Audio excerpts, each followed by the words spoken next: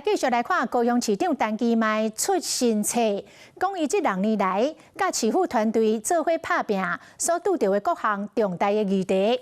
講為着這本冊，陳其邁3更半暝打電話給前總統蔡英文，蔡英文講實在真折磨。桃園行政院的前院長蘇貞昌嘛來壓料，講攏已經落任啊，還閣咧接陳其邁的電話。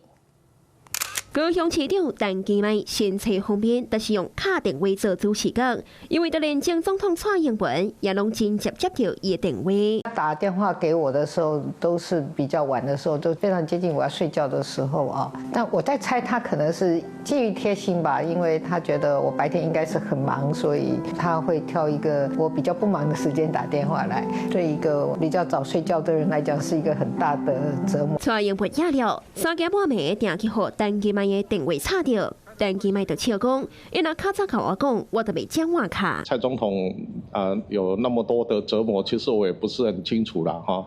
伊若較早跟我講，我都袂曉換卡電話，我就擱摕早卡吼。但是電話嘛是一定愛卡吼。愛卡電話，推薦到的陳其邁，大家攏真熟悉。當然，前行政院長蘇貞昌也捌體驗過這個緊的精神。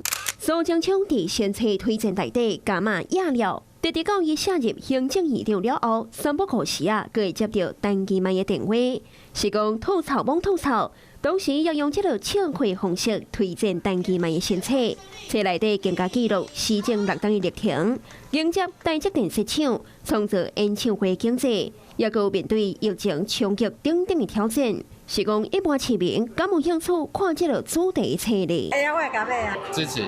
敢會當予市民朋友甘願開錢買冊，都愛看民眾敢有共鳴。